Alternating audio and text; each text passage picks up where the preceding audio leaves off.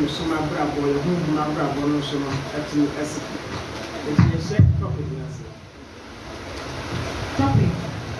No nation has been without a God. No nation has been without a God man. Amandia ni wa ewo wiase a nyame nsi a nemu enkomuda. No nation has been without a God man. Amandia wa sa susu bia nyame nsi a nemu a wo nipa aba hoda. Ne ndin se kro bi su bi kwantra nyame bi fo baae. Mamo ndin se kro we nkwa na nyame ni pe baae. Every nation has had a God man. Atopoti asende any abusunya ibabusunya. Eshase. The real essence of life is about man created in God's image to discover this image of God whilst in human body. If I try to be Christian, I'm going to follow me, papa, because the baby, you know, if I'm one young tea, I say, oh, young somewhere. Yakasa Abraham Pan said, Yaka was saying, Yakupon Bon, so and so. Now, a man what Tia says, I Yakupon Bon, so and session, over Tia says, and with you. Society. Say Yakupon saw boy and son and session of what? Near Kanaka. Now, I didn't say one. Say Yakupon boy and son and son, I can say, I know Yakin and Yanai. But we know God doesn't have a head or heart. So the session day. So we know say Yami session and physical body and a castle. The real essence of life is a Yamia boy and session and send it present as in. Now you have to say Man created in the image of God simply means man has his source from a particular primordial source. Yeah. Man is not his body, but the life in him we call the soul. Good. Yakasa say if you say man, God created man in his own image. Yakupon body person is sexual. Now such they say there was source be, there was be to me be one or one hour free. And I found a primordial source. And they said we are back. If they are valuable and dealing in every honey, fruits and stems and flowers. Now the source of your life, and I find a primordial seed. So man, God created man is ultimate. Simply means to say, "Whoa, baby, you free your source." As I would discover, now some source, you know, and internet is the way we are seeing her. Then we are saying, "Say, nipa and your kunamuri." Man is not his body. Me to say, that is not the essence. Man is not his body, but the life in him we call the soul. Yawa life, chi, ayabrabo. Now, one true life, just a one life, ayabrabo.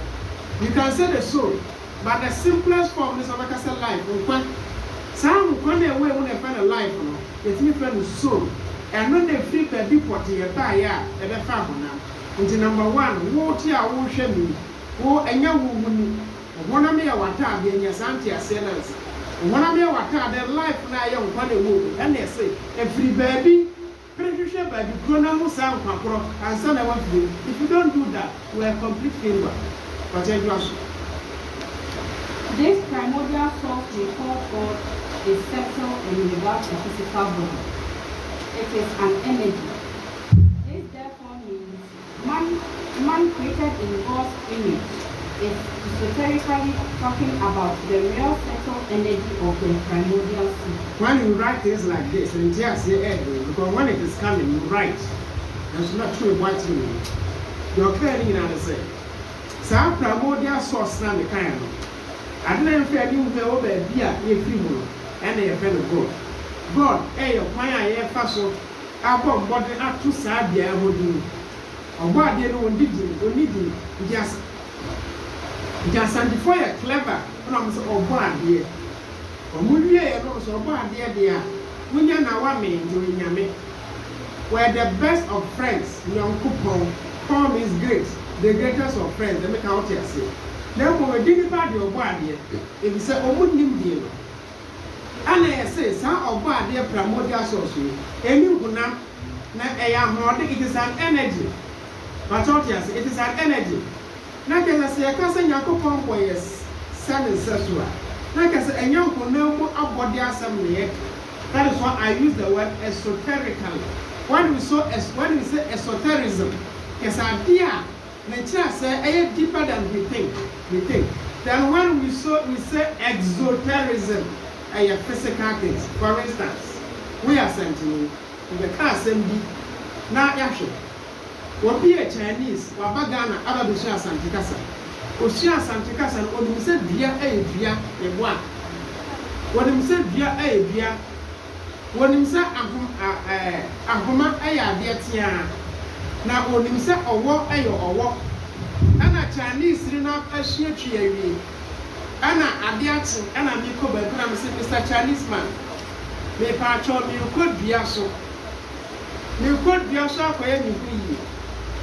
The crown of Canada and the court be a so. You could who are watching the uncle coming. The Chinese will say, the Lord AYASS says, he was going to the tree. And when he went to the tree, he saw a slender animal who are watching. That is esoteric meaning. That is the outia say now we then. But Goya Santini Becca said, the Ashna Maker, and then the Mubaka said, WC, the what? Washroom. I don't think some men or be some. Now I knew one with the real essence, if an esotericism. Hello? Not for exoteric aspect in activity. The academy so 2 young couple was several sessions. The exoteric physical one is I was a young couple were in it about one night. But then esotericism says, no, it is the energy, the life. And it's a bedroom at the end of your life. Now, sound coming, no, sound one not few. Sound funny few, one friendly property as now Yame, the image any day. Yami image in your portrait, but you know that you cannot destroy or kill or throw away God with what. Meaning said the part of your kitchen, that is not the other said his own image in one. So the question is, what is the meaning of his own image? That is why we are here on this.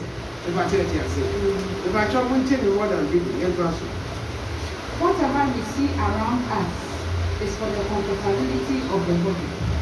As the body grows and seeks to be more comfortable, it behoves on man, the fleshy being, to make sure that this sexual energy which he got from the primordial seed is also made to grow.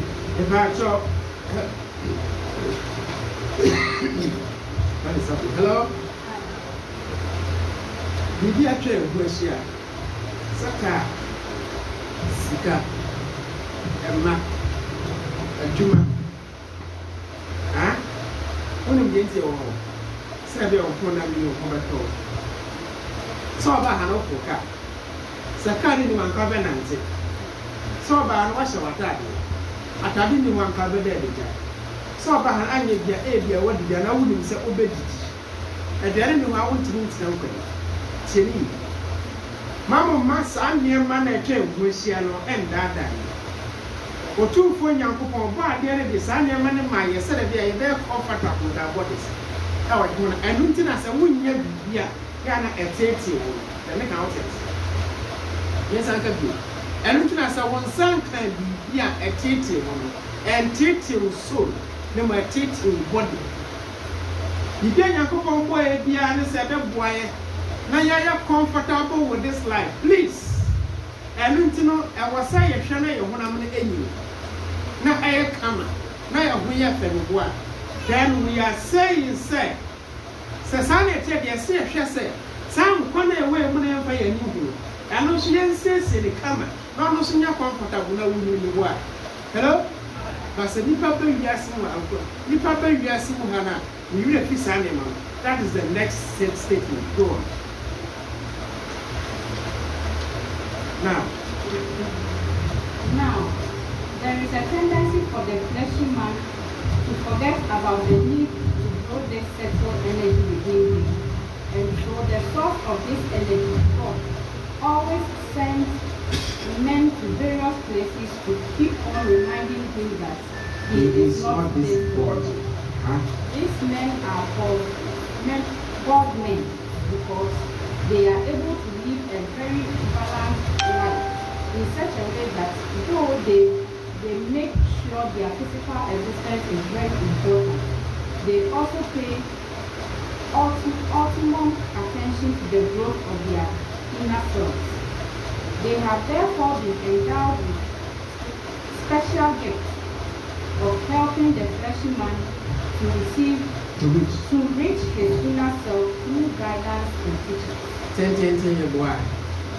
This is the meaning. Hello.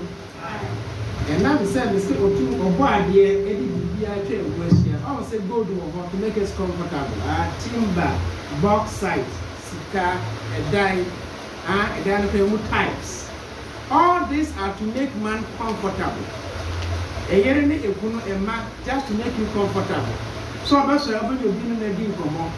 Also, I'll bring you a small to make you comfortable. Also, I'll bring you a to make you comfortable. Fine.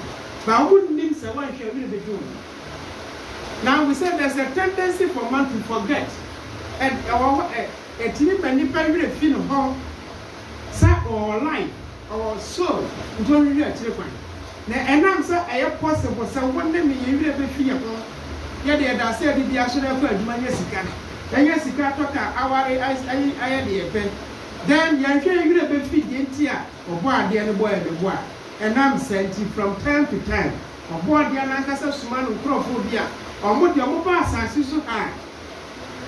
Though I won't brand and water, a Juma and Jessica. Now, so would you feet? Life so naked. So they live a very comfortable life. In as much as they have wives and kids, they have jobs, they eat, they dress, they have cars. Their lives are balanced, if you say. You empty their original source. Selling your small sample for so mobile. I will say, no matter what you have, I say, you have a soul, you have a source. You should be able to rediscover that source. Now, some mobile, I'm going to say guidance at Latin and a bed avias. If I told what you say, San Crofono, or Moon and also. They're from the God men. They're from saying the God men. You can call them messengers or servants of God, no problem. But they are God men. They take us a God men and say more than 70% of the time they always think about the soul or life. Then the 30% is physical. So they are closer to being with God than being on this earth. The entire mobile gas and somebody who might be never more bad in Checheni at Yatini, and your mothers and say, Mamma, you are there, and few of say, Nemana, when you're few, you forget about all those things. In fact, you will leave them behind. Leaving them behind, no point, and yes, I want somebody to put on you. Okay? Then he will tell you, say, you are not this body. Such men are called God men. But what you say? Since the whole of humanity is scattered across the globe, so the God men are also scattered across the globe. Hello? Israel. Oboa de oboa the nipa apeti o yasi na meboa. Sana oboa de also affecting God men. There is no country. There is no nation. God man enko. That is the truth. Get also. The Quran clearly says in Quran 16 verses 36 that God has sent prophets to every nation. The Quran, Quran. Like I said, copiness in faith and television. We mention all scriptures.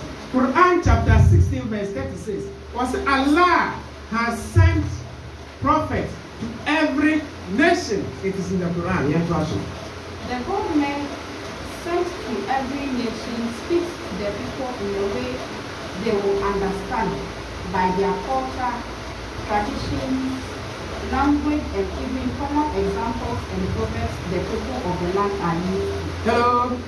Was so too for Yakuba Esma God men no more produce or Chrono Casa na mambre na abebu. Any examples are common and all the day when they know the casa. When God sends the God man, he uses their language, their culture, their proverbs, and common examples. For example, say Jesus Christ appeared Ghana. And can you wine any bread or their last supper?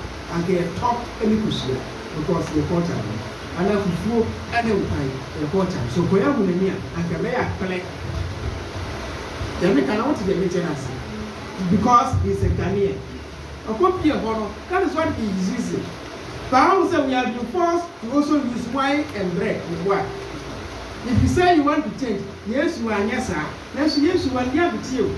Or Ghana, go be with you. I gave the last upon and bear with you. When people understand this, there's no problem.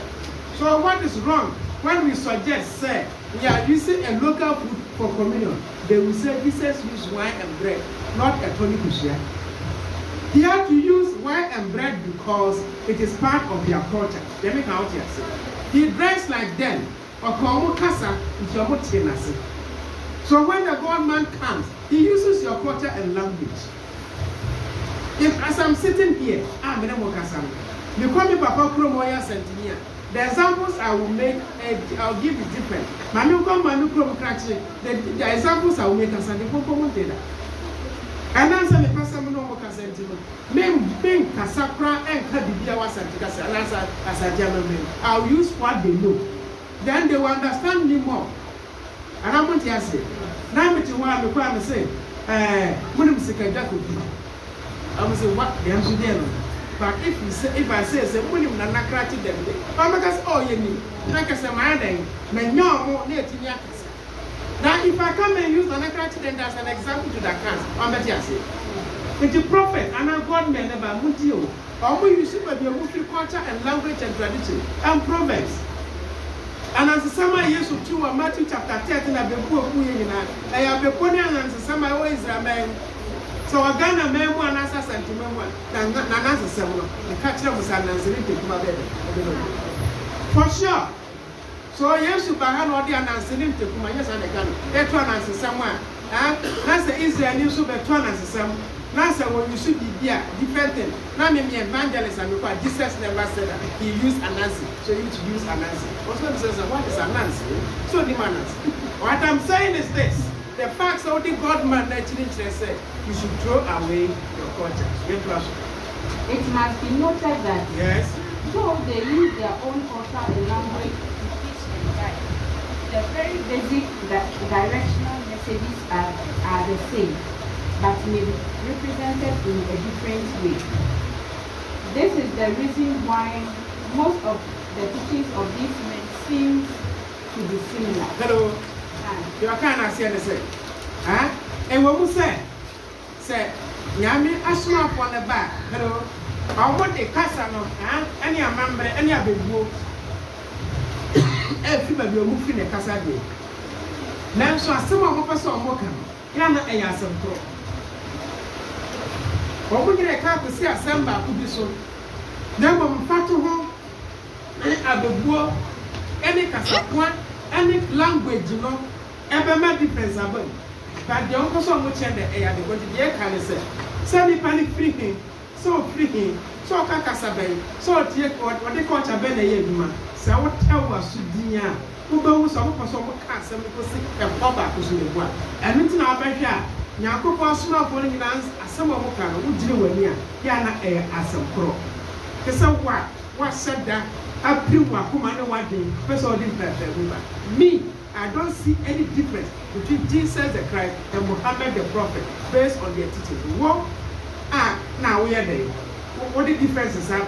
But the bottom line, I'm a summer can send back to penetrate. Name on the style, the language would definitely be different because they came from different sources or different nations. Central. Truth is always the same, but can be presented in Matronic capital letters. No correct, Yana a barco. There's a TV kind of the a kind of way. There are so many ways to do some mathematical calculation to arrive at a particular answer. They make out here. Truth is always the same, but there are different ways of expressing the truth. The one, what we think can so far go the one. And I am bound. God, we should be straight in the one. But the most important is to not be kind. Will be any Ford Echo, will be the VIP, will be the STC, will be put on the aeroplane, will be for the bicycle, will be the motor. The most important thing is why they were truth. Please, truth is always the same, but it may be presented in different ways. What would they tell you? I wouldn't hear you. One Saudi Mohammed Jesus echo. Or we go back for the Japan. We say, I don't want to use the word. What's the day and hammer? What's so far? I is a one for 9 years and for one is the day and half. What do you want to be? And I wouldn't have said about. Are we correct?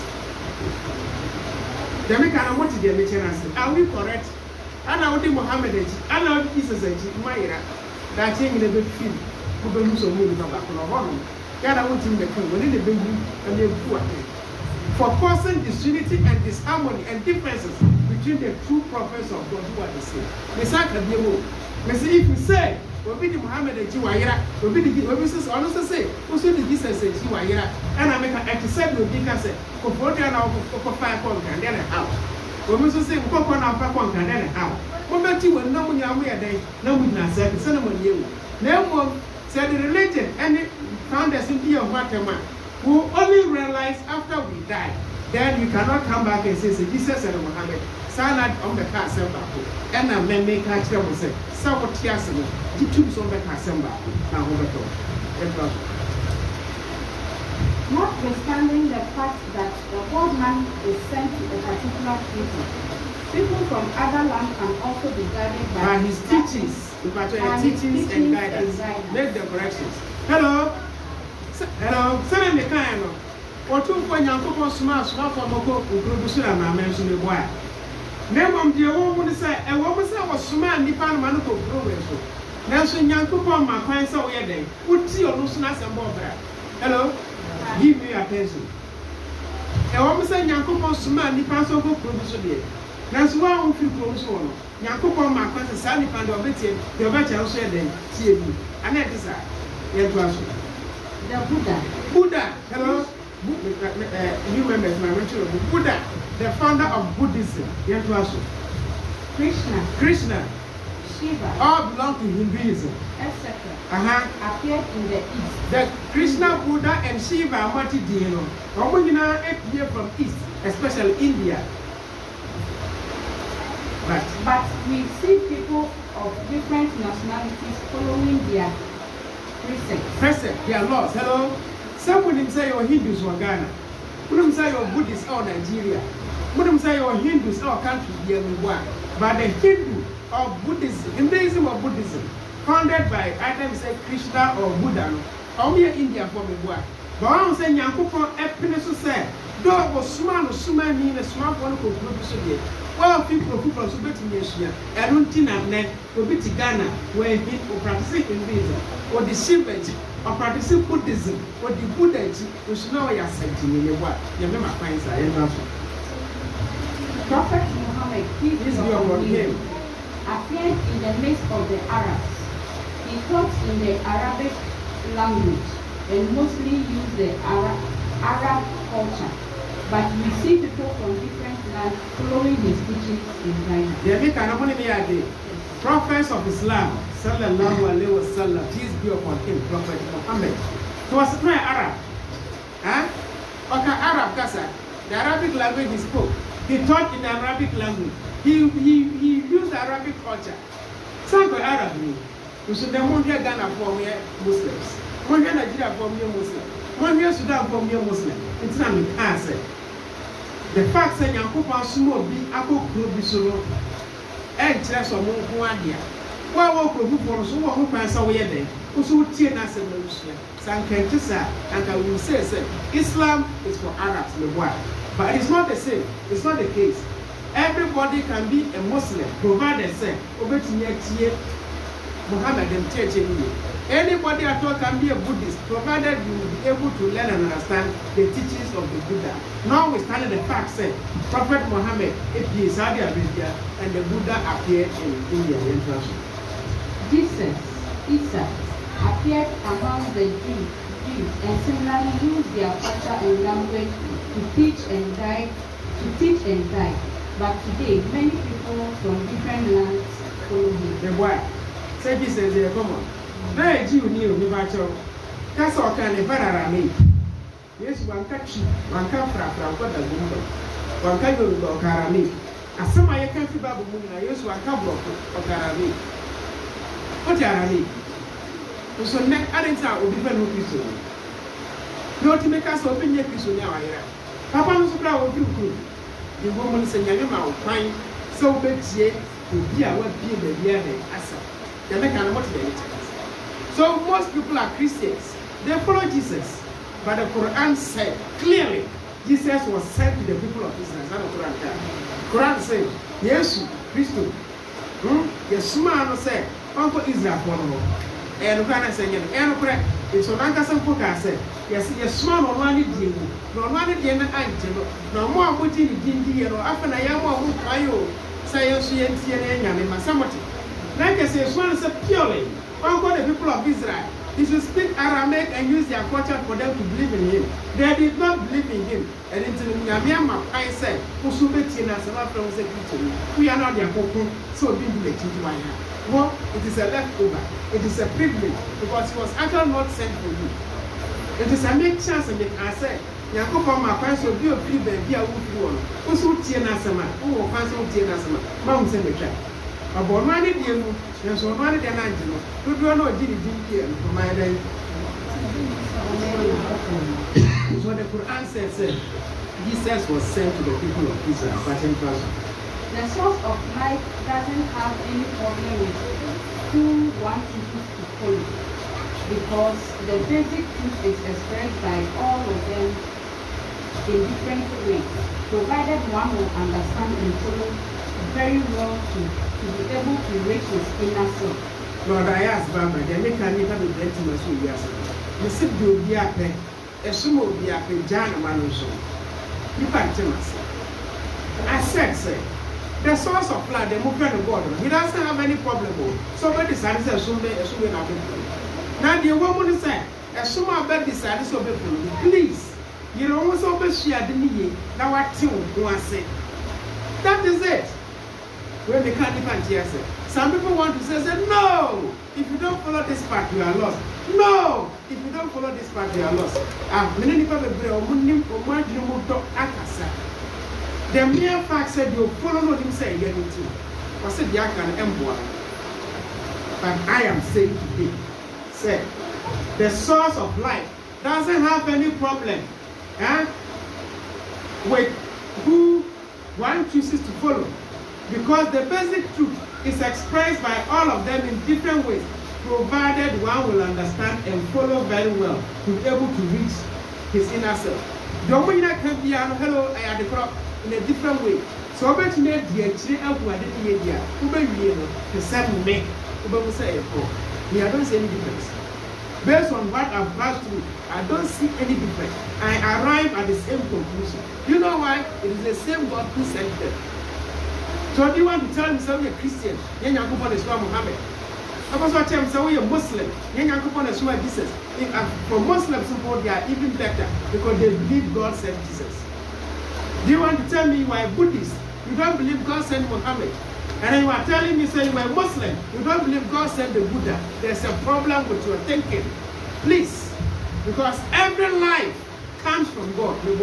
Upon cheaper Pinyakupo, you get your Pinyakupo. Then you need to born a Buddha as a Christian. On a vacation, this one. There is a problem with our way of thinking. And not any man of prayer, any man Kabumba, any man defense of Sabbath, and then we are saying a Binumutika say religion is bad. Mountain.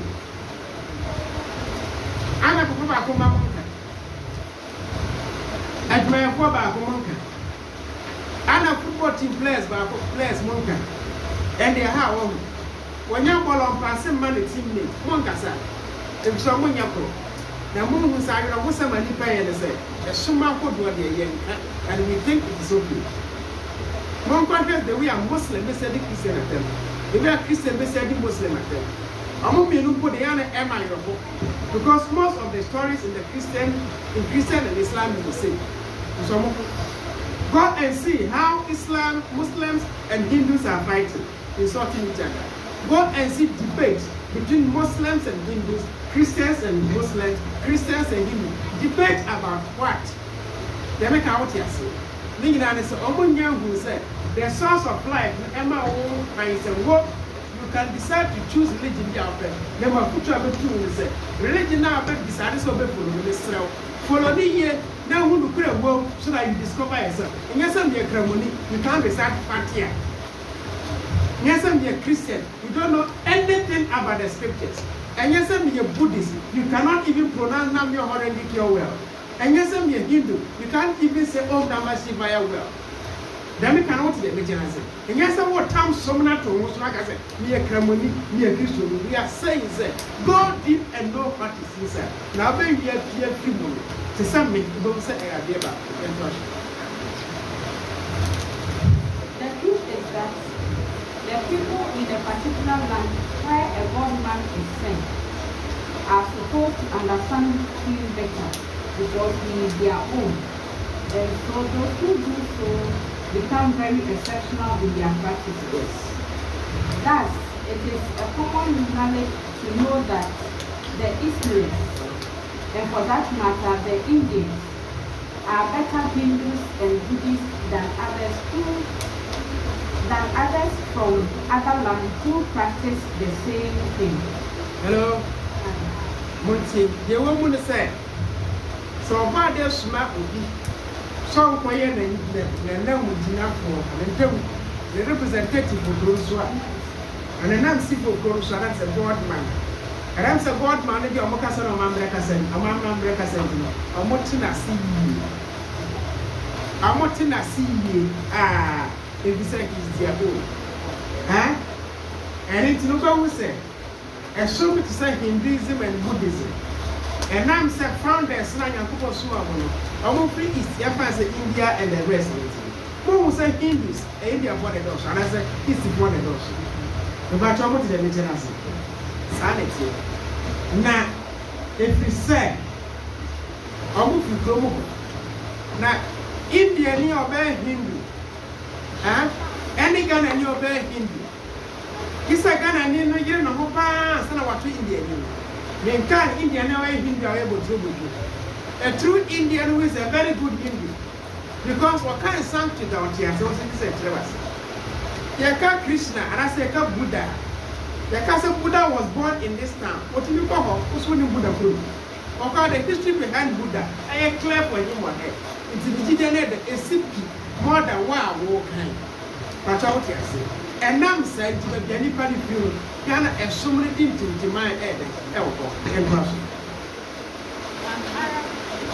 An Arab who really understands the real teachings of the Prophet Muhammad is likely to develop better and faster than someone from another land who also believes in the Prophet. So we see the custodians of the Kaaba are mostly Arabs. That is Saudi Arabia for that matter. Because they really know and understand the Prophet because he is their own. Hello. The Buddha and Krishna example. Another example is Prophet Muhammad. Someone himself is Arab. And he was the Arabic language and culture and literacy. A very good Muslim were Arab. Why we are sentinel, we are Muslim when they live together. What do you say? Because Mecca or Koho, the Prophet Muhammad is here in the descendants of who? Some baby is here or who? In fact, the book for Timu could never go back and what they are covered. If you never did not practicing here, why when you're Arab? Why you know why I want to make us a wound to you? But or not, it is likely so the channel. And now someone that tears your muscle would be hello. Someone with a Kaaba. Why I want that every year Muslims are called Hajj, that is pilgrimage. Hello? By the way, the word Hajj means Hobo. Al-Hajji, them are a Hobo. Al-Hajjia, about a Hobo. The two of a Hobo, that is not Hajj. Al-Hajj. One was a Kaaba, only Arabs they control. They are the custodians of the Kaaba. The Kaaba inside of the Kaaba. The Arabs from Saudi Arabia, Mecca. Continue to say, what we are doing. Because the from time to time is in the hands of the Arabs, simply because the Prophet came from that place. If I tell what you say. Now, another example, another example of Babia, a song we say here, sample from the partner to that. Another classic example is the social Buddhism, founded by Nichiren Daishonin. He was Japanese, and so he also taught in the Japanese language and culture, and so the Gohonzon. And so the Dai Gohonzon, which is the object of worship in Nigeria. Which is the object of in Japan. And it is the custodian of the Japanese, just like the Kaaba is the custodian of the Arab. Oneness. But the Kaaba, I example among one. The second example is the social Buddhism. Hello? My mom had a soon begin a Buddhism, the social Buddhism. Social means like a way, like Kaya Pasutari. Nature means the name of the founder. Kaya, nature Pasutari Buddhism by nature social Buddhism. Nature Daishonin, hello, not in Japan. We're Japanese. It's your Omokasa and Omama nature of Madi. And don't you know every year, all Buddhists, nature social Buddhists around the whole world, and also quite pilgrimage, said that Kramupoko Mecca. Kramupoko Efana Hajj. Then the social Buddhists or the Buddhists, they call it Tozan, Tozan. Every year they go there. Omukwa said that Kramupoko and share the Kaaba, indirectly the object of worship. The Japanese also go. The Dai Gohonzon, which is the object of worship of Buddhism. It's every year. The Dai Gohonzon, the first Dai Gohonzon, and Nichiren Daishonin, it is still there in Japan. I never found the sick master say, Buddhist forward.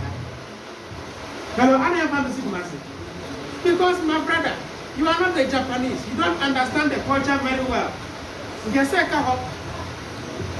don't know Japan. The custodians of the Dai Gohonzon if they are Buddhists, perform Tozan. How many are Japanese? Because teaching Daishonin was a Japanese. In fact, when you feel Minyahu any Bibinia, why Buddhist priests? Common Japanese, South Finance, you cannot begrudge them, no assent to me. They are Buddhist priests and China white Nasa. And Chobeka was Sapa, and check on a wall. One member son of culture and tradition. So all the priests are Japanese. One year as a Japanese before. He grew up in the Japanese culture. And I want to teach Daishonin in church. And I'll be a priest. Once I come back to the so 1 year. But why do they do it? So they keep it. They become the custodians of the Dai Gohonzon. The person becomes citizen, but they are many people, and as near the China. So many examples can be given regarding the fact that the primordial seed except the people from a land. Expect the people from a land where the God man has been sent to understand him very well, in order not to go astray. Primordial seed person will be a Nipani filial. Nipani to be so, a hormone required, it is so good. God has beautifully made equality among all nations in terms of spiritual knowledge acquisition.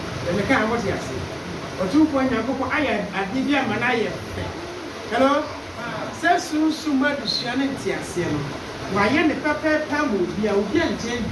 knowledge acquisition.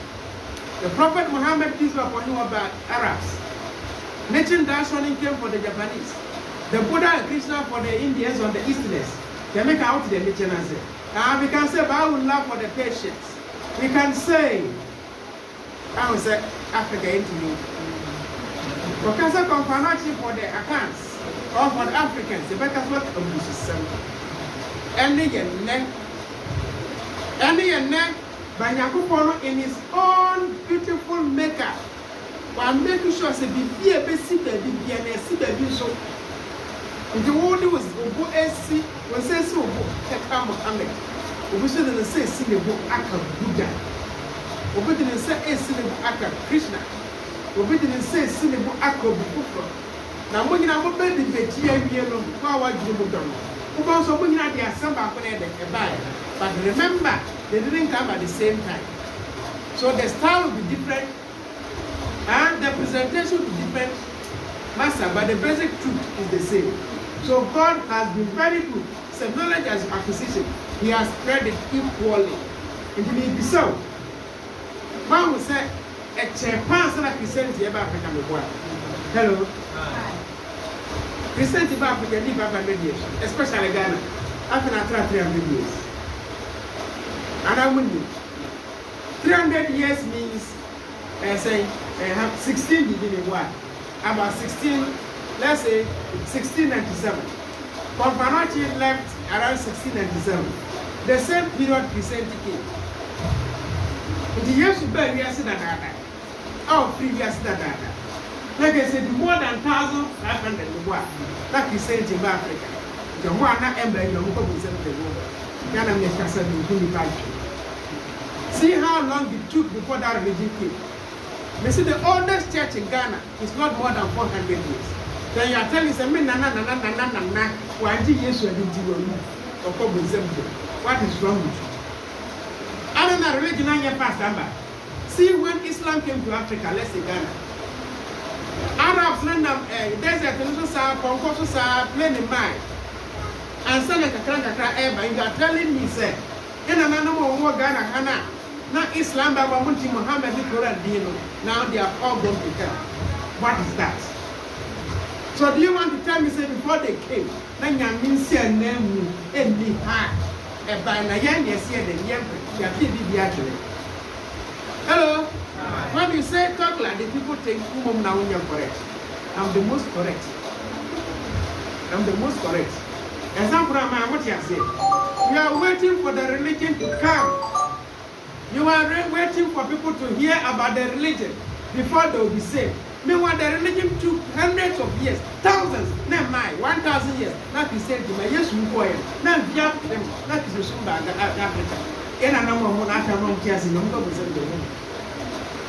you know, when 1,000 years, when 1,000 years, if you back to me, Waha, so I do not be sent in Africa.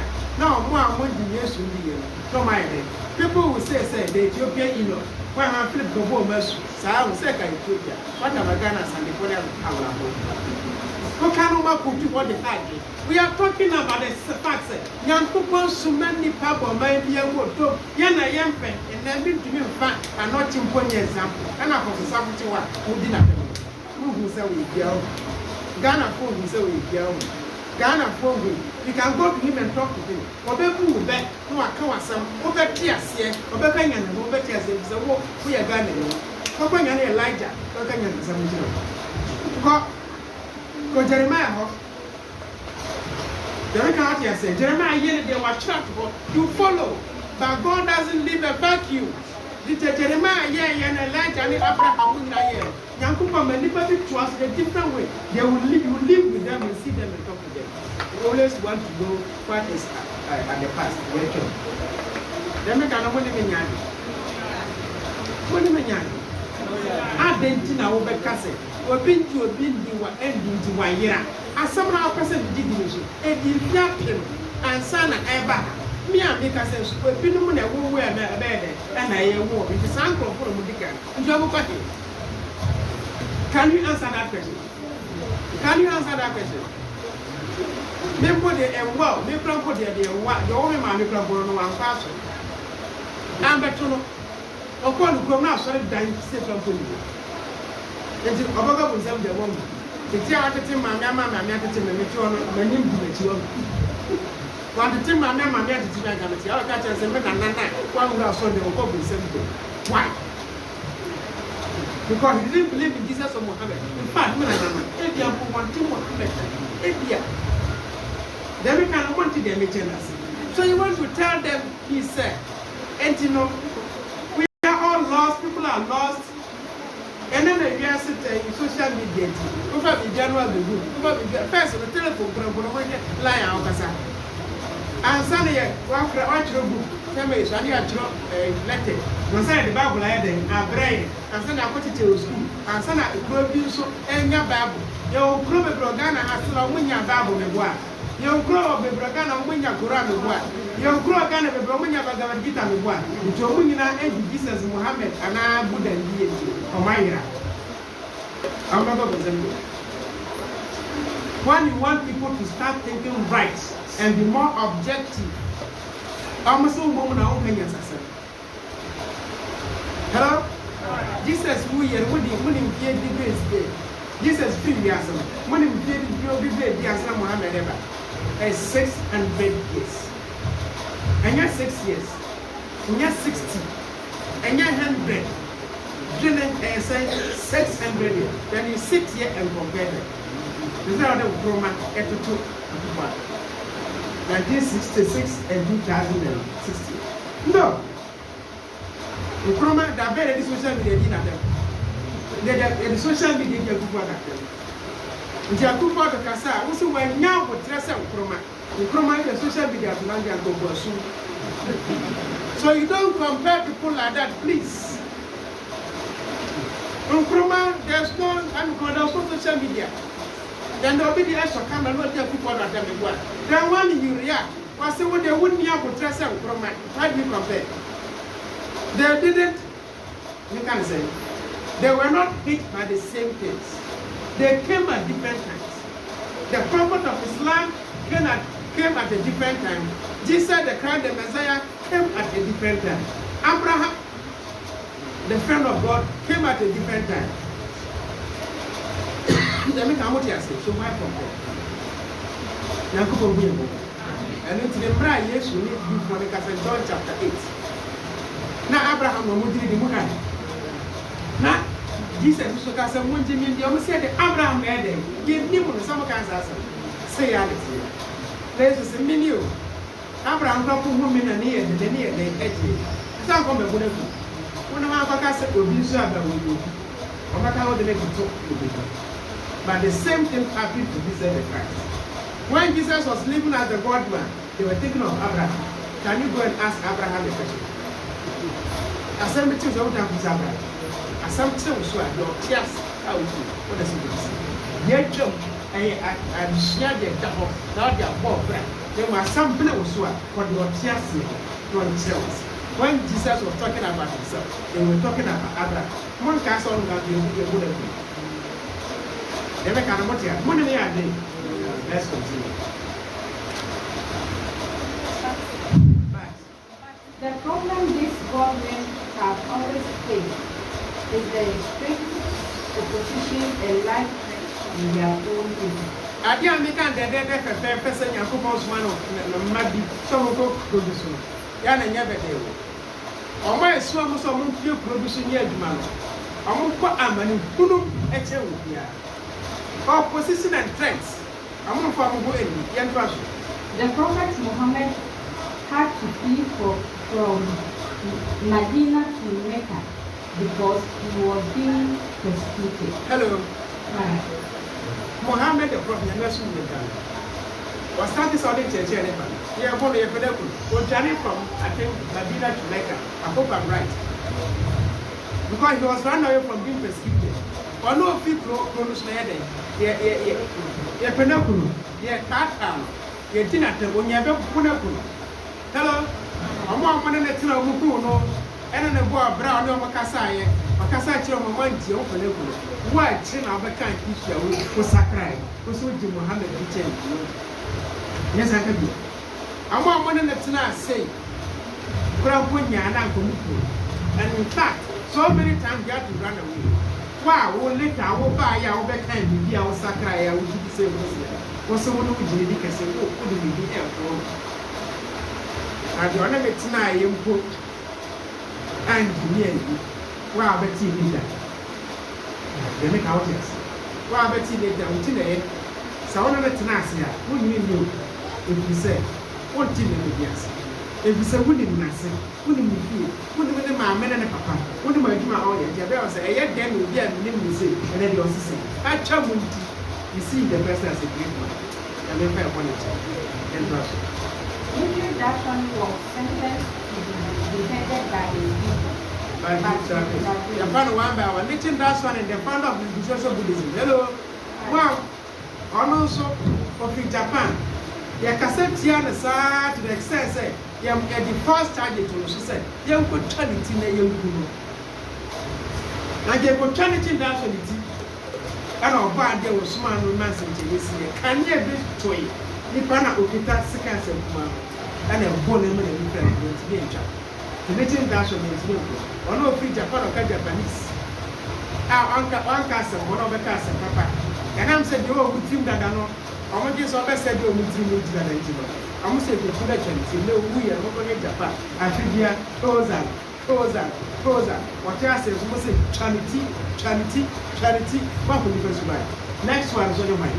Jesus the Christ. And the other say, Jesus the Christ was persecuted to the extent of being called a demon-possessed man. Because yes, but I saw them will be the young man. There's a number of share, no big preach. 1 year, so I be a wire. 1 year, so I say, no, dear, depend on the years with Snass and Nantibo. Was he used to be in so I can't get your details as I go. And dear Mr. Papa, Sunday at night, the dim of what I'm dimping in front of says, dear neck, I can't do bomb power. Oh, yes, of course. There is a dim of what I'm going money mass. Yes, you can make a picture about what you're Don't laugh, it is true. Wallahi, it is true. Wallahi, it is true. And come channel design, I use something of all, especially to me as I get back on team watching. Well, yes, you said your way, not social media, mine. How much I know said, the social media, the same. It's me, Empo, as someone who can say, put our cars. And today is Mamma Srio. Now I didn't say vanity as a name. About none of you, or none of the night, no more would it be here. Then the man choose on you or many. I know Cassie was a neddy. The swamps and could be there. Samaria, no come as okay, upon a boy was and can't live in her. No more so. I need it. And the moon spread it, and I'm evangelism by you. It was meant to stay there. No matter. Now you're social fair day. Not Arabs are fair day. Not Indians are fair day. Many Panabad near the engineer. Yes, spread here. He cried out in frustration by saying in Matthew 23, verses 47. This quotation, I don't know if I'm right. Jerusalem, you who killed the prophet and stoned those sent to you. How often I have longed to gather your children together, as a hen gathers her chicks under her wings, and you were not willing. What is Christ Jesus? And neck. Which me show be any or as a wire. 20 years in the wire. 20 years. And we, scientists says now, it didn't be yes and then. Let them tell them so. And a prayer. But on the time of not chance, I will want your kind of Jerusalem. Oh, Jerusalem. Why a smart people send Rambo 10? Who's is your mouth? Essa e Kuomo. Pana me pay Saka Mesa for bad time. I can imagine I send a cabin since my day, who's a man. And I don't want to get us. Walk with you. Wow, but like just for anything I didn't listen.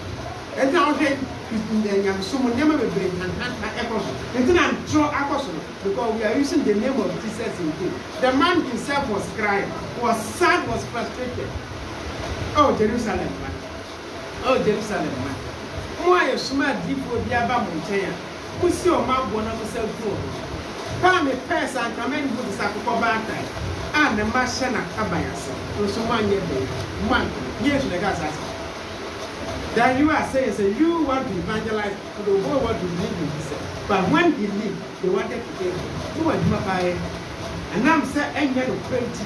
Say evangelism and crazy. How someone can say, who preach Chamber? Roman Iraq was married. Down to say, I must say, heaven, no. They make out here say, Pentecost, why Iraq? Church of Christ, why among Bonson? Church of Christ, Pentecost, I almost suppose. Let's be Pentecost was a church, a Bible, some thought to punish a 1 year. Church of Christ, so many years, a Pentecost of my Church of Christ, and young once, and Pentecost, why? the same but what is shape? Then I want to answer. Everyone say I remember everyone say Prisara near someone. Hey, it is minimum days I'm living in Guam. When I back time to remember my order, now you are telling God when you should be watching. Then a religion was a Friday, what is shape? Now, one genocide, marginal process, what a big shape. Then in the same Islam, we say this same we say we are al sunnah, we say we are filer or tijaniya. So I will say la ilaha illallah, la ilaha illallah, la ilaha illallah. We say la ilaha illallah, what is it? That is it. We say identity is all to shake. A shirk, one of shirk, and the body, abomination, a taboo. It is shirk, S-H-I-R-K. It is shirk. So that what we say, Okutuna, one will break on the land with the media on the base around the world. The same Islam. Ghana and yesterday. You know why? The founder is God. You don't even know that we have more than 30 branches and a sect in Islam. You don't even know more than that. Christianity you cannot have. Even in Buddhism, you are Hinayana and Mahayana Buddhism. You watch it. There are some Buddhists who only say Nam. There are some Buddhists who do only meditation. They are surprised. Even in Hinduism, when some people are saying Shivaism, Shaktism, they don't watch it. Say how much to change. What the person means, what the Adria work here they do as an example. They become what they don't impose any teachings on anyone. Remember the Panampa Najum is a way here. And what? Such a Sandia, I can convert you. Now me a Christian, never Muhammad, yes, Allah. Men now me a Muslim, and never who Christian, be a Christian. Who be that?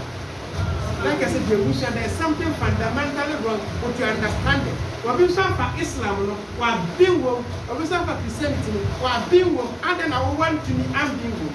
There was something fundamentally wrong with your understanding, or that is where you belong to or you don't belong to. Yami Baku Super we are Sakra, and even in Christianity, now I go Roman, just a Pentecost. And for yours, that the Israel person, I remember the Japan is still required. We were meeting a woman Christian from Catholic to Pentecost to what? To SDU. But on the super of what they Christians believe in the same Jesus, but we're free sorry to sorry. You decide because if you think you are worshiping the same God, there's a problem sometimes. In this new age, God expects us to embrace all the major religions and God men, and not to make the mistake of the past where God men were. Look, please, Mamma Castle, I will capture me. I am conscious. In this new age, God expects us to embrace all the major religions and God men, and not to make the mistake of the past, where God men were vilified. And right woman, a different time. For 2.1%.